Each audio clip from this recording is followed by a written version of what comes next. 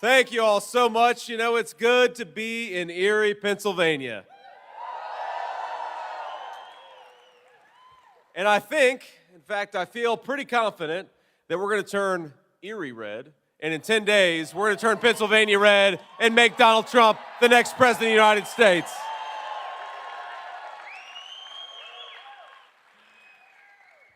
Now, I didn't even know he was going to be here, but you guys are lucky to have one of the great patriots in Pennsylvania here, and he's a dedicated public servant, and I don't think God is done yet with Sean Parnell. Sean, thank you so much for being here, man.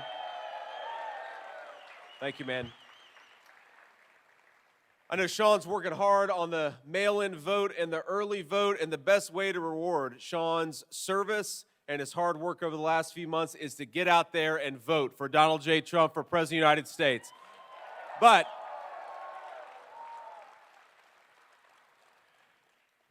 not just vote, but vote however you can. And before we get into why we're going to make Donald Trump the next president of the United States, I want to talk a little bit about how we're going to do it. Number one, I'm going to make 3 requests of you before we really get started here. Number one, I want you to go to a website called swampthevoteusa.com. Write that down if you don't already have it or you don't already know it, swampthevoteusa.com. You can check your registration. You can figure out how to request an early ballot or an absentee ballot. You can figure out which polling location you ought to show up at. And you can also figure out how to get involved in the Trump turnout effort. Because I really believe that we are going to make Donald Trump the next president of the United States, but only if we get our friends out there and vote, and we get ourselves out to vote too. So that's the most important thing. On that point,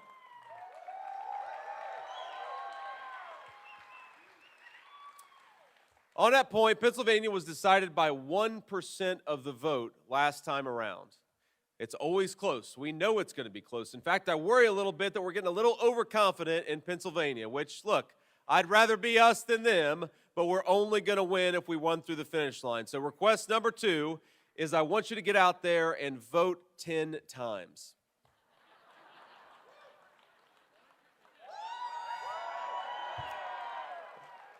Well, these guys behind me are fired up. Here's what I mean, because we're Republicans and we vote the legal way. So the way to vote legally 10 times is to take yourself to the polls and get 9 of your friends and family with you. That's my second request. Let's get out there and get our friends. And so we got 10 days of the election, and the last request I'm going to make of you is at some point, take a photo of this event, take a selfie, take a photo of me, do whatever you want to, but make sure you talk about this event on social media, whether you're using X or Instagram or Facebook, or even if you're just a texter and an emailer, make sure people know why you're voting for Donald Trump. Because I'll tell you, just upstairs a few seconds ago, I had 3 interviews with CBS, with NBC, and with CNN. And I got to tell you, I'd much rather hang out with you all. But the thing is, the fake media, the corporate media, and Kamala Harris, they're never going to tell the truth about this campaign. They're never going to tell the truth about how Donald Trump's policies worked for normal people all across the Commonwealth of Pennsylvania, but all across the United States of America. But you know who can tell the truth? We can. So get out there, use whatever platform you have and whatever strategy you think makes the most sense. Tell people the truth, that Donald Trump is the candidate of peace and prosperity, and he's going to bring it back for the whole country.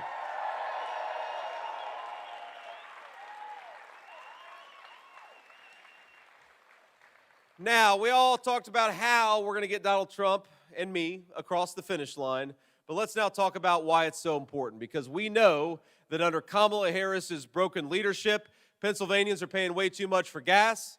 They're paying way too much for groceries. Pennsylvanians are paying way too much to buy a house in their own communities. And of course, this great Commonwealth is suffering as much as any other under the weight of Kamala Harris's wide open border.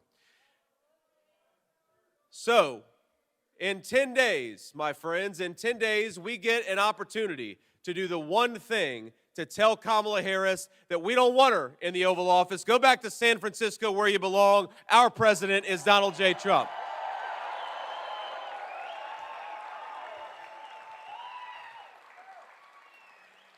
Now, I will say, if I'm being honest with you, and this is maybe a moment of unexpected bipartisanship, but I feel pretty bad for my Democratic colleague, Governor Tim Walz of Minnesota. I do. No, he hasn't been a very good governor, and that's definitely true, but Tim Walz has got the toughest job in American politics. Think about this. He's got to go around and try to convince the American people that Kamala Harris can be the president of the United States. That's pretty tough work.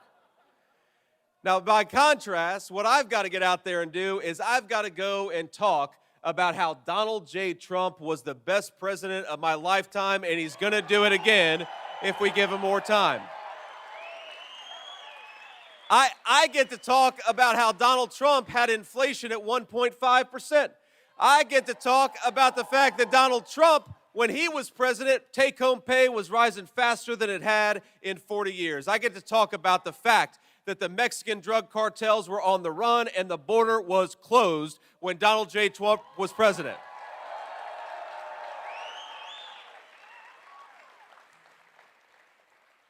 And I get to talk about the fact that it's going to be even better and even bigger, and we are going to rebuild a golden age of American prosperity during the second term of President Donald J. Trump.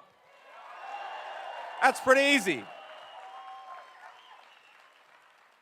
That's pretty easy work, but now Tim Walz, of course, he's got to talk about Kamala Harris. Well, what's the record? Well, record number one is grocery prices have risen faster in Pennsylvania than almost any state in the union.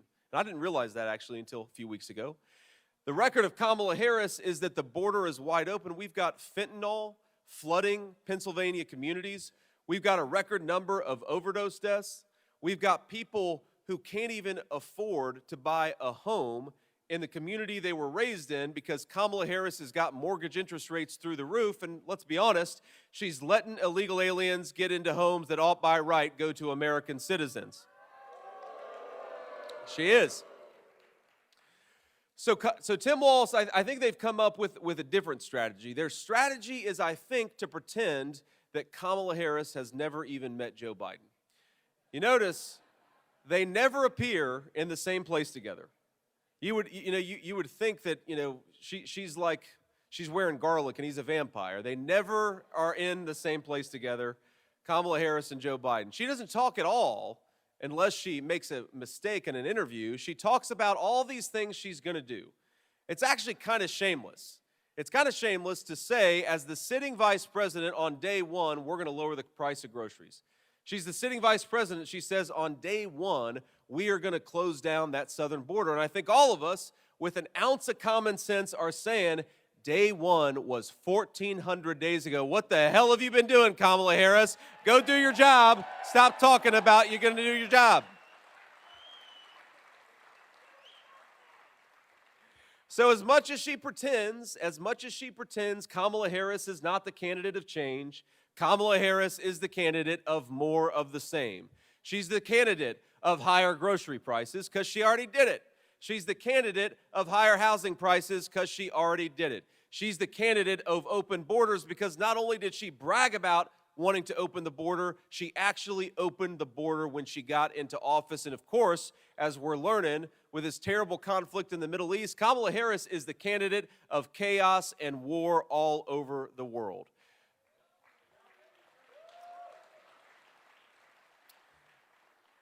So I will say, the thing that is sometimes Kamala Harris, when she gets a tough interview or even a softball interview, because Kamala, she doesn't really do tough interviews. Have you ever noticed that? I'll get more tough questions from the reporters standing back there than Kamala Harris has done the entire campaign. In fact, my wife joked with me a few weeks ago because she had taken a few questions from reporters. She looked at me and said, well, now I've taken more questions than the Vice President of the United States. And that was true. But, the thing about Kamala Harris's strategy of only doing softball interviews, I know we've got some baseball fans in the room, is if you're going to do a softball interview, you've got to be able to actually hit a softball.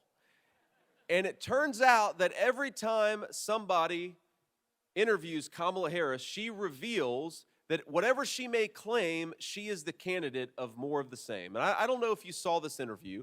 She did it a couple of weeks ago with The View.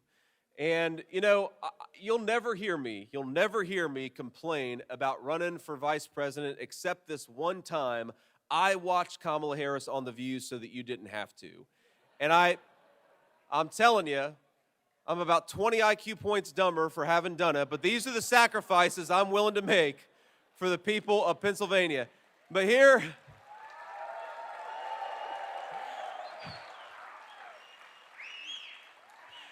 but here is what she said. Think about it. The theme of her whole campaign is that she wouldn't do what Joe Biden would do. She'd be somehow different, even though she's the sitting vice president. So they asked her, name one thing that you would have done differently from Joe Biden over the last 4 years. And she said, first of all, she gets kind of a blank look, and then she says, well, nothing comes to mind. Now, in Kamala Harris's defense, I do think that could be the slogan of the Harris-Walz campaign, is nothing comes to mind.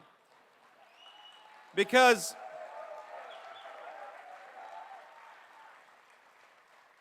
think about it, what is Kamala Harris actually going to do to lower the price of groceries? Nothing comes to mind. What are you going to do to close down that southern border? Nothing comes to mind. Right? So this is the slogan of the Kamala Harris campaign, but it blew up the entire idea that she somehow is going to be different. If you're voting for Kamala Harris, you're voting for more of the same. You're voting for wide open borders. You're voting for higher grocery prices. You're voting for America to be disrespected all over the world. And if you're voting for Donald Trump, you're voting for peace and prosperity and the American dream. And that's what all of us are voting for.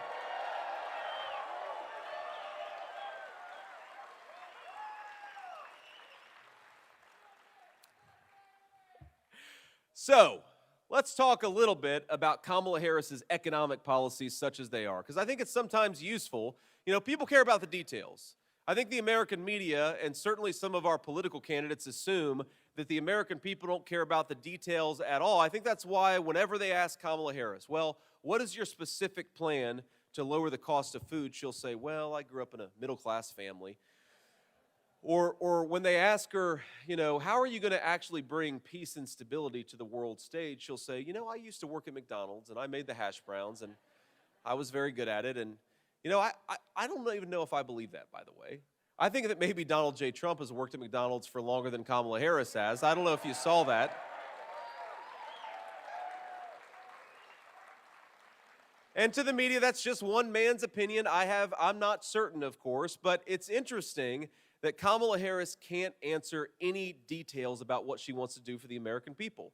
So let's just compare and contrast. If you go on her website and look at her plans, you're going to get one of two things. The first thing you might get is an idea that Donald Trump came up with a week earlier.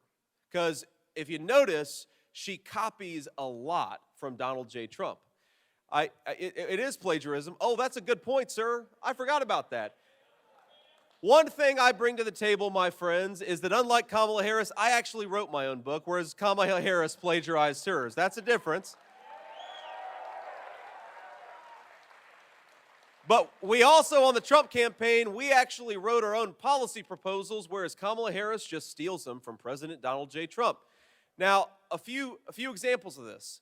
Donald Trump was actually talking to some waitresses in Nevada, and he was talking about how the IRS goes after people who are, some of them are barely making it. Some of them are doing okay, but not great. But he said, why is the IRS harassing you for your tips wages? We'd probably save more money and give you a pay increase if we just said no tax on tips. And so Donald Trump came out with that policy, no tax on tips, and we're going to fight to make that happen.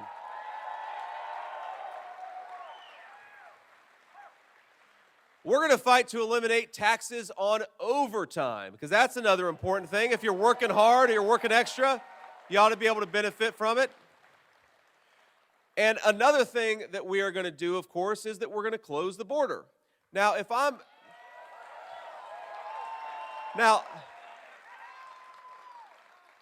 not mistaken, Kamala Harris has copied all three of those proposals, though maybe she's only copied two of the three.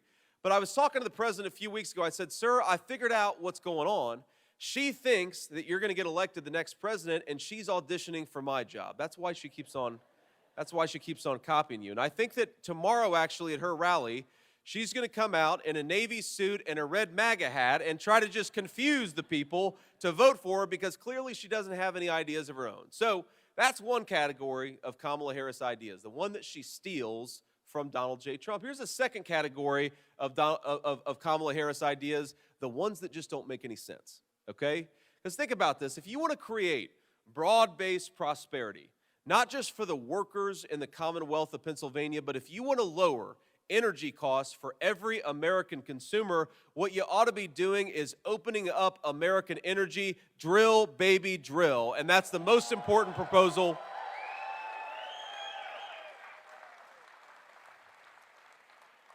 I think that's the most important proposal to lower the cost of inflation because think about this.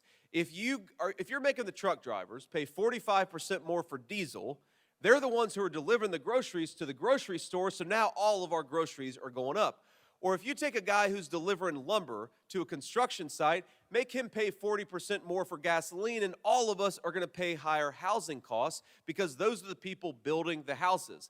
That's why Kamala Harris's policies are so broken. She's raising the cost of energy, which means she's raising the cost of everything else. Now, we got plenty of energy, especially right here in Pennsylvania. We're sitting on the Saudi Arabia of natural gas in the Commonwealth of Pennsylvania. So if you compare what Kamala Harris wants to do with what Donald Trump wants to do, Kamala Harris wants us to buy oil and gas from tin-pot dictators all over the world. Donald Trump wants us to buy oil and gas from Pennsylvania workers and from our own territory. We got plenty of it right here. Let's get it out of the ground.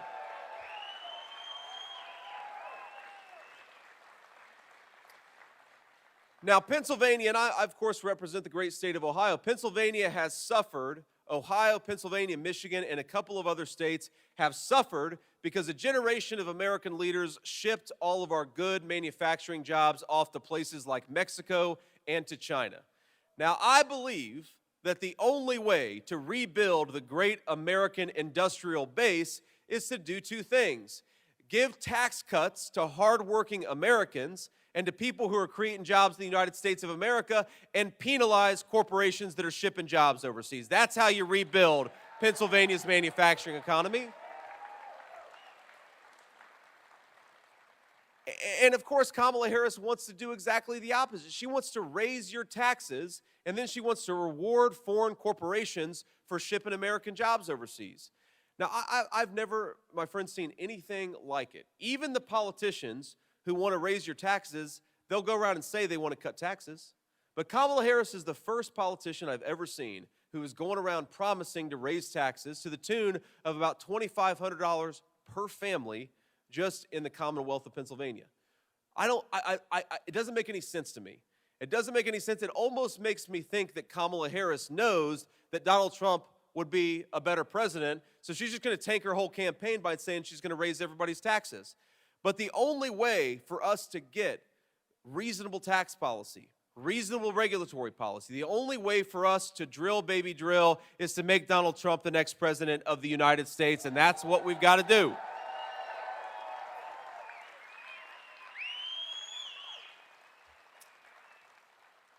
Now, let's talk about the other big crisis that Kamala Harris has unleashed on this country. And by the way, we could talk about any number of policy issues. We could talk about, why don't we have schools that educate our kids instead of indoctrinate our kids with Kamala Harris's values? I'd take that. Why don't we have a president who fights for the rights of Christians and other people of faith to practice their faith rather than attacks religious believers with the power of the federal government? That's common sense. So we could talk a lot about Kamala Harris's lack of common sense, but there's nowhere where it's had a more destructive effect on the United States of America than that wide open southern border.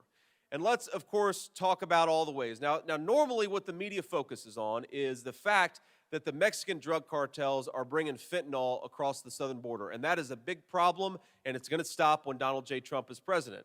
But there's other problems that come along with that wide open border. Just think about this. We've got thousands of children in Pennsylvania schools who don't even speak English, which of course means that a lot of Pennsylvania children are not getting the education that they need. Now, I don't begrudge any child or any family for wanting a better life in the United States of America, but number one, you've got to come through the legal way. You got to come through the proper channels.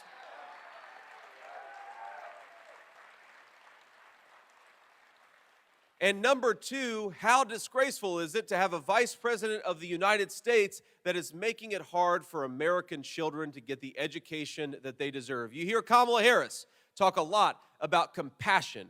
Compassion for illegal aliens, compassion for people who don't have the right to be in the United States of America. Let's try a little compassion for American children who deserve to get a good education.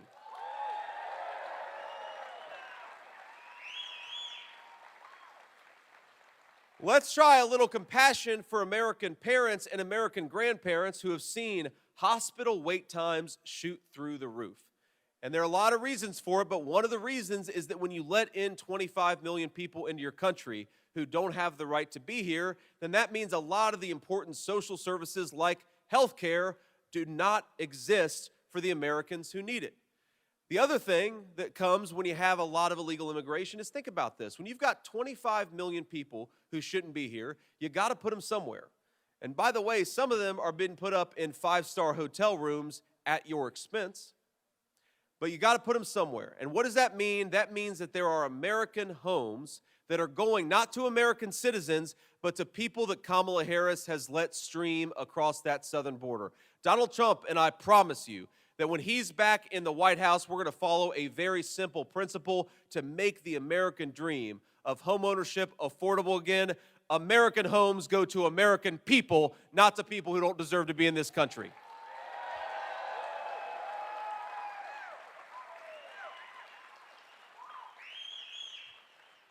So I want to leave you with one final thought here, and then I'll take some questions from the reporters, because, you know, the thing that bothers me the most about Kamala Harris's campaign, about Kamala Harris's leadership, it's not just that I disagree with her on all these policy issues. The thing that bothers me the most is that Kamala Harris doesn't want to persuade her fellow citizens. She wants to censor them. We have never seen in the history of this country a major political candidate endorse the idea of silencing people. And she proposes to do it through social media censorship.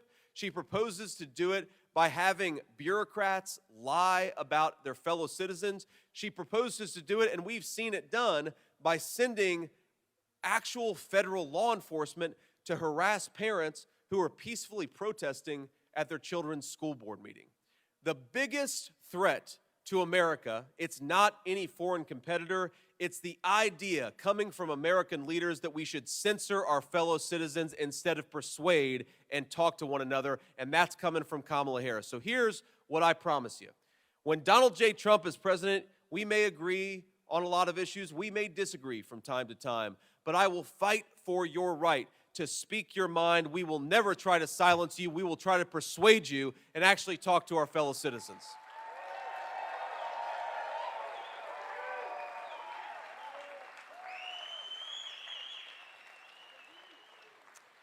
And there is, of course, no greater censorship than when Kamala Harris says that those of us who want a secure and strong southern border are racists, are bad people for daring to want to protect our countries and have safe communities. That is a terrible, terrible disgrace. I've never in my life seen an American leader attacking the citizens of her own country for daring to voice an opinion about Kamala Harris's failures. And that's exactly what she does.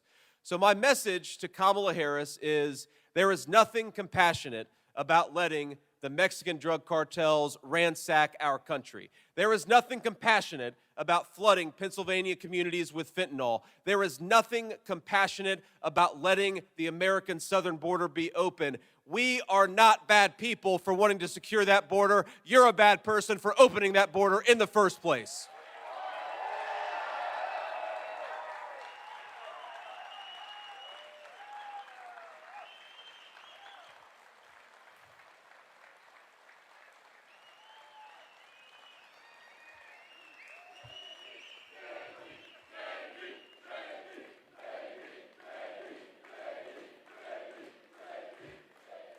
All right, we're not done quite yet, but let's take a few questions from the reporters. Let's start with the gentleman here in the tie, and then we'll leave you with some final thoughts before we hit the road. We're going to Harrisburg after this. Sir.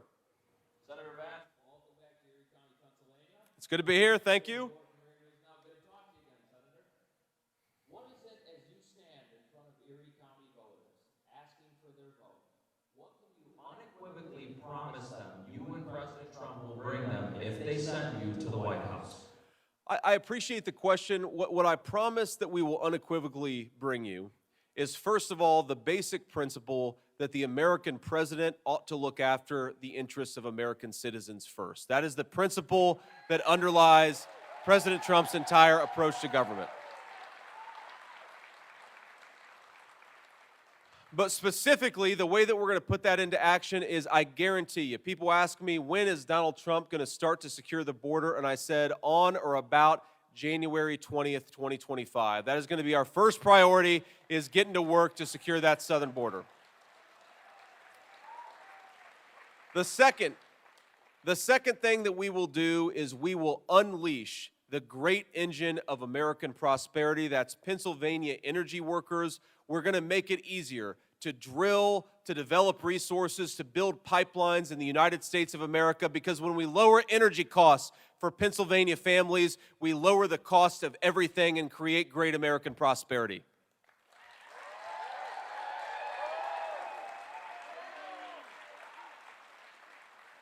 So those are going to be the two big priorities, but there's going to be a lot more, and I'm telling you, it's going to be fun, but most importantly, it's going to be great for the American people to have a president who actually thinks their interests come first, and that's what we're going to fight for. Thank you.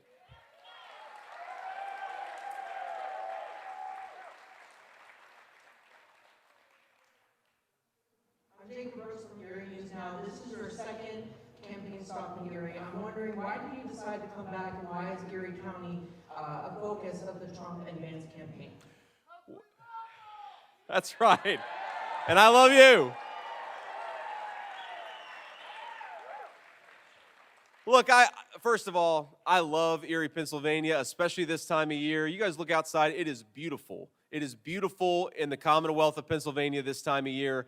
But Erie, Pennsylvania in particular really reminds me a lot of the place that I grew up. And so I think it's a good place to make the fundamental Donald Trump campaign message that if we get back to common sense policies, we can rebuild Pennsylvania manufacturing, we can rebuild American prosperity in the process. Look, we made this decision 40 years ago, 50 years ago. Our leaders did it, and I hate to say it, sometimes it was even Republicans who said we didn't need to make our own stuff anymore. So what's going on today? Right now, China is 32% of manufacturing GDP. America is 18% of manufacturing GDP. Many of the pharmaceuticals, many of the drugs that we put into the bodies of our children are manufactured by countries that don't even like us very much. And importantly, if you don't have self-reliance as a country, if you don't make your own stuff, if you don't grow your own food, then you are not a free nation anymore. And I want America to be a free country, not dependent on the Communist Chinese Party. And I think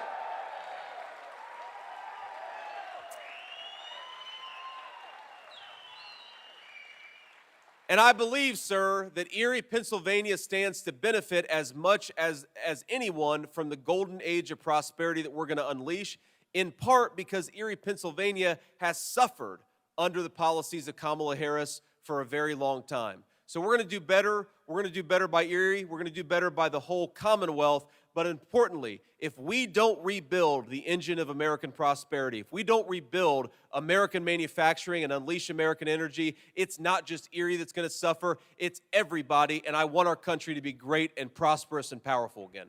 Thank you, sir.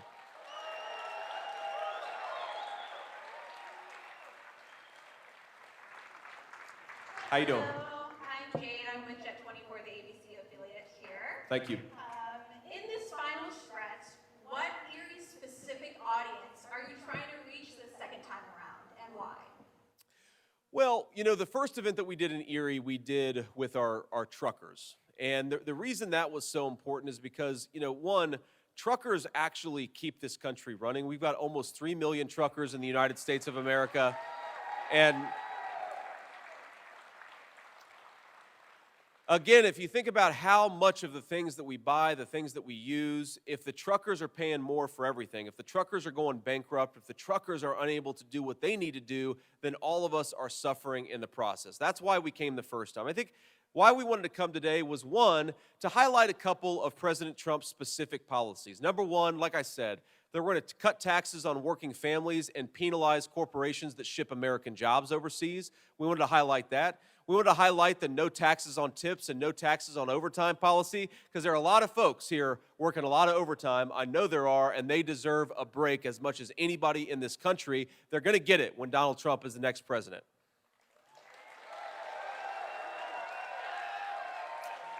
But the final point, ma'am, is again that Erie, Pennsylvania, I think is reflective of what this country could be with better leadership, and unfortunately, how many people have been left behind by Kamala Harris's policies. And let me just make one more observation. This was actually not too far from Erie, Pennsylvania, when I met a woman who told me she was a retiree, her husband was about to retire, and she told me that for 40 years, in good times and bad, she and her husband would do steak night on Friday.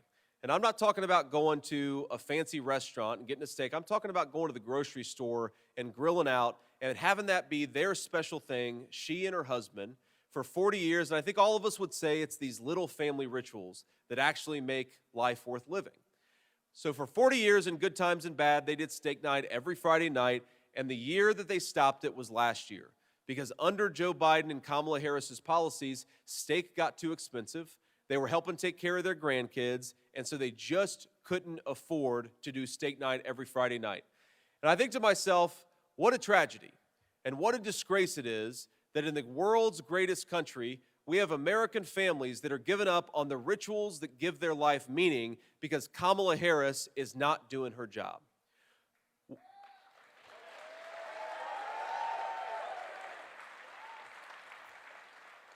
You know, I grew up in a family, and I'm sure there may be even some families in this room who come from similar circumstances where when it got really cold, and it gets really cold in Ohio and Pennsylvania in the winter, sometimes we didn't have enough money to turn on the heater. So my grandmother, who raised me, would say, you know what, we're going to throw an extra few blankets on the bed tonight, and that's how we're going to get through this particular cold winter night. I happen to believe that we have such abundant energy resources here that whether you're rich or poor, if you work hard and play by the rules, you ought to be able to turn on the heating in the dead of a cold winter night.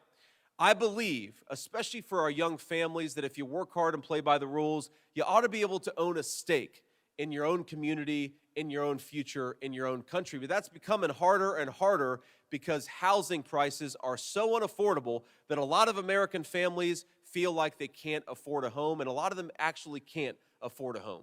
I believe, my friends, I really believe, and I've learned over the last 3 months, I've gotten such an appreciation for the generosity of spirit of the American people, for the talent and greatness of everyday normal American citizens. We've got the best country in the world, the most beautiful natural resources. We have got everything that we need right here in the United States of America. But there is one thing that is broken about this country, and it is the leadership of Kamala Harris.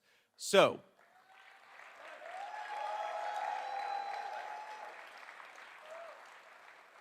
I'd ask the people in this room to get out there and make sure that we don't have more of the same.